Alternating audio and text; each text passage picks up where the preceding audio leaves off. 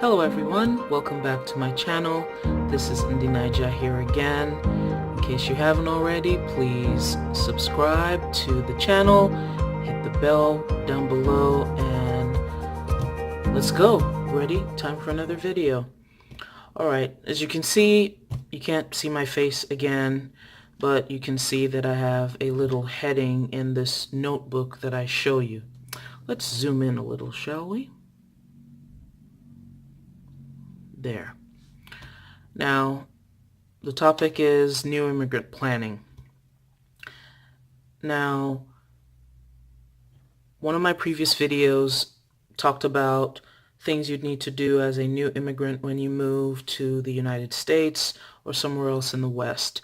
I'd like to expand on that and incorporate planning to push how you can be successful when you move. And this goes in line with things I should have done, things I wish I did or knew to do at the time. When you don't know to do something, you can't do it. But when you know better, you do better, right? All right. Okay. So we have new immigrant planning. First of all, why do you need to plan? Why does anyone need to plan? When you move to a new country, you're inundated with so much information. Information on school, information on work, where to live, how to find things, and so many things that you have to do. So you need planning in order to organize all this information that you've been given, that you will receive, and that you'll have to deal with. Secondly, planning frees your mind. Thirdly, it helps to give yourself direction. When you have your stuff written down, what you want to do, how you want to do it, you have dates, numbers, it gives you a clearer picture of the direction you're going. It also helps you weigh your options. You have a pros and cons list. You can see 1, 2, 3, these are the things that are good about this decision I would like to make. 1, 2, 3, these are the things that are bad about this decision I would like to make, or this choice I would like to make. It gives you some clarity. And lastly, it helps you allocate your time. Allocate time to your tasks. Some of your tasks as a new immigrant will be time sensitive, such as filing paperwork with immigration services or with the federal government in whatever capacity, and some others won't. If you're doing something for school, it most likely will be time sensitive. If you're doing something for a new job, if you've already started the new job, it will be time sensitive. If you're applying for jobs, that will not be time sensitive. So there are different things here, but we're going to get into the meat of it. And the reason I zoomed in is because we're going to do some writing down here, okay? All right, so what are a couple of things you would need to plan for? I'm going to start with how you get around. So transportation. And I'm going to attempt to write fast just so that we do not have a very long video. So in my other video about what I wish I would have done, I said you need to research your new city to figure out how you can get around. Now, if you want to take the bus, you'd need to get bus schedules. I doubt that anyone can completely use Uber or Lyft for a very long time. So you'd need to figure out bus schedules and how those work. If you are to purchase a car, you need to plan for that. And forgive the writing, I need to do this fast. So if you need to purchase a car, where will you purchase a car from? First of all, you'll need to do some research on that, right? So you'd need to go to places like Edmunds.com, cargurus.com. You would need to go to cars.com or autotrader.com. Cargurus.com is my favorite place to research cars that are on sale. And these are all places where you can research cars that are on sale as well as the car itself, because if you're purchasing a car as a new immigrant, you need to consider some things. Is the car reliable? does it have a reasonable cost of ownership? Because you would not like to get a car that you would have to be taking into the shop every other week or every month. That will eat up your time, and it would eat up your money, and it would eat up your mental fortitude. Yes, it can eat up your mental fortitude. So that's that for transportation. If you have, say, a $5,000 budget, you would need to adjust accordingly. There are many cars to be had for this price, and you would need to put a little money aside for maintenance.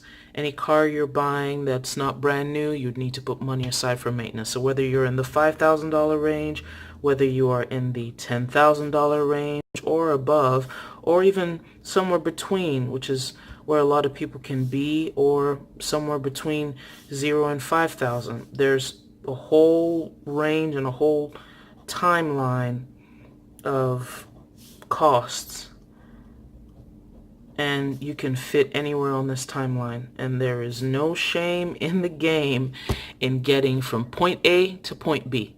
That's the most important. Status is overrated. All right, so we've talked about transportation. So this is how you're going to get around. Well, where are you going? Let's see. Most people, when they move, are seeking better opportunities for their lives, better opportunities for their families. So let's start with school. So you have educational aspirations, right?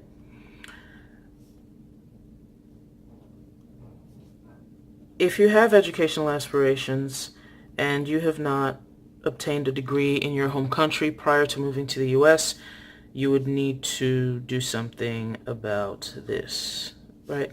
So whether you want a bachelor's degree, whether you want a master's degree, or a PhD, you'd need to choose whichever one you want.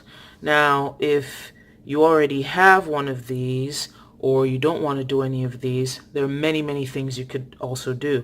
You could do certification courses. And there are different types, different levels, in all forms of industry. Literally, you could, well, maybe not basket weaving, but there are several craft schools where you can do all forms of crafts, and even some of the stuff I'm doing here. And if you watch other YouTube videos of people who do crafting, you'd see that it's very serious business. So don't knock basket weaving, seriously. All right. So if you want to do a certification or a bachelor's program, master's, PhD, whatever type of program, or even a pre-program to one of these, you'd need certain things like your transcript, whether it's a high school or secondary school transcript.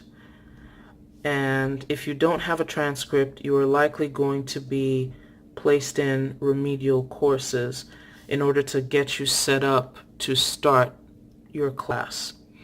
You would also need to know how to pay, and you would need to know deadlines.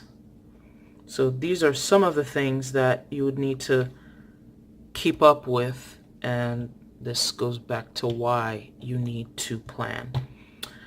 I think it's time for a washi break here.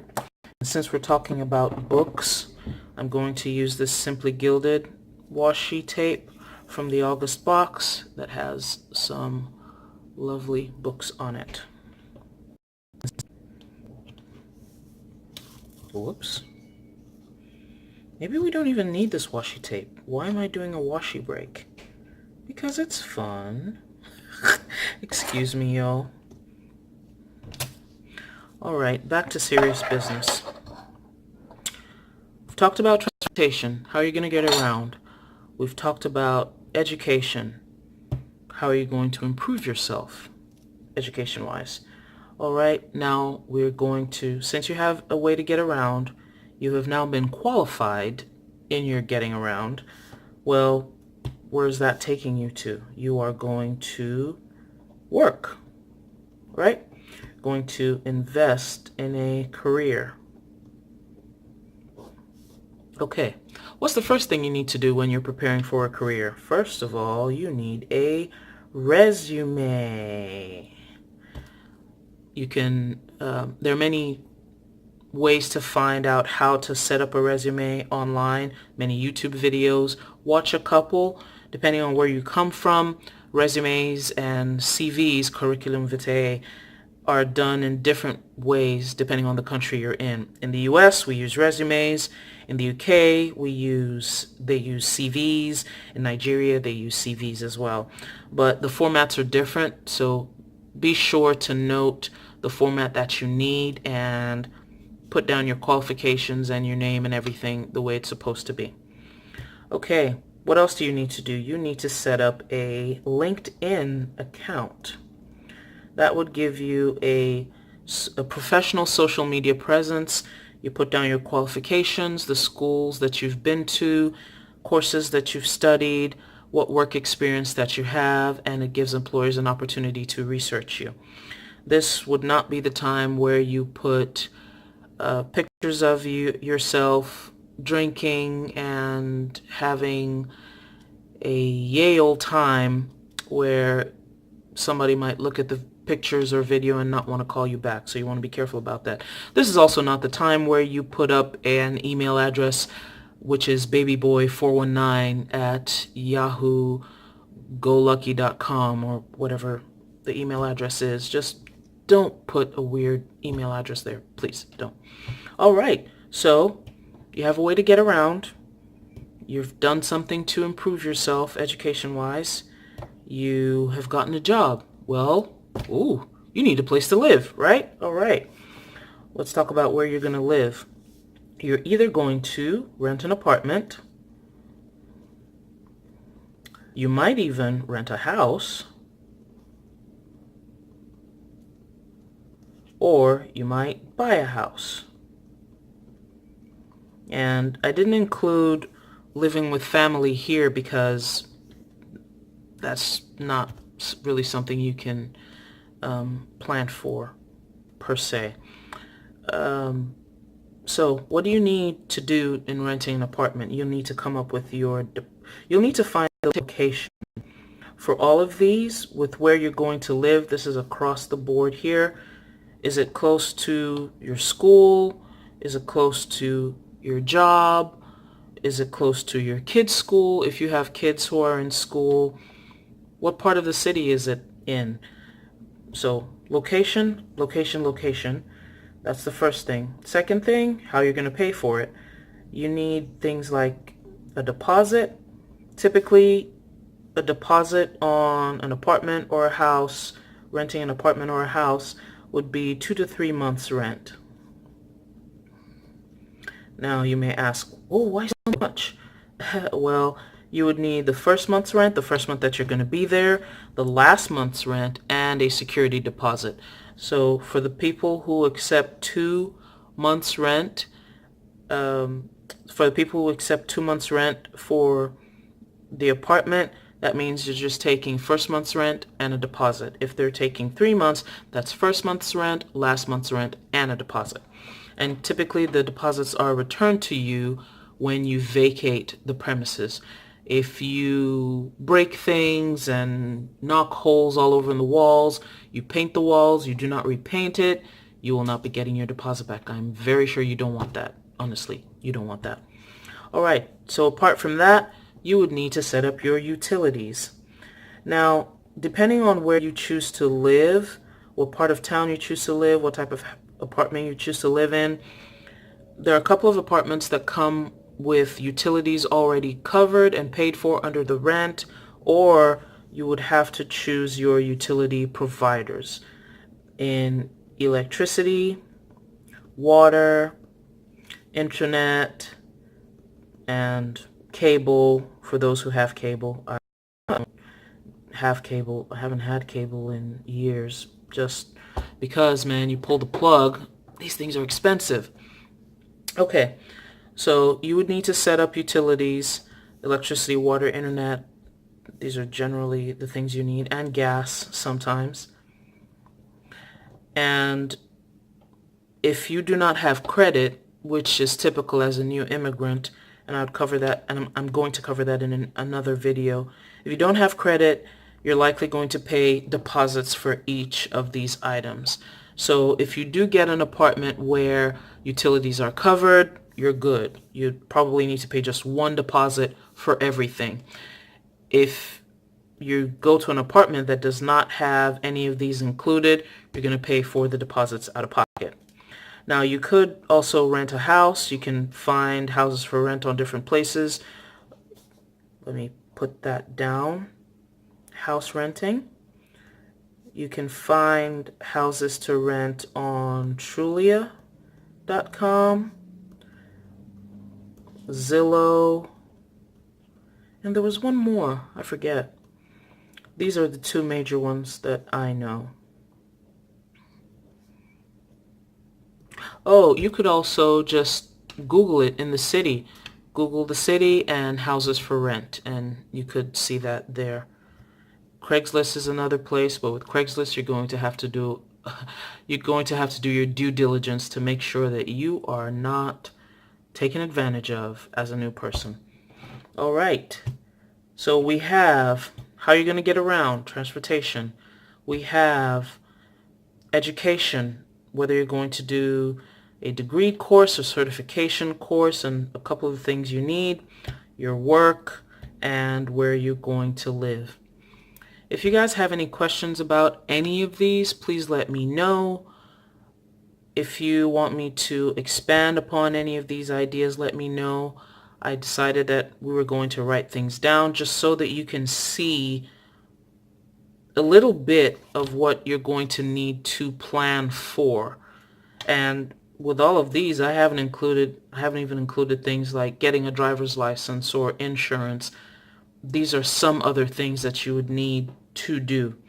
But get yourself a notebook, any size of notebook. This is a Happy Notes notebook from the Happy Planner. It's about a 7x9. This is a Moleskine notebook. I believe this is an A6 size. Yeah, you can see how much I've written in it. This is an Erin Condren notebook. This is a dot grid journal. It's a very beautiful notebook. And I believe these are on sale. Erin Condren has a sale currently for 25% off. And I believe it ends tomorrow. This is another notebook. It should be about the A5 size. It's from Inkwell Press. This is another notebook. I think I'll zoom you guys out.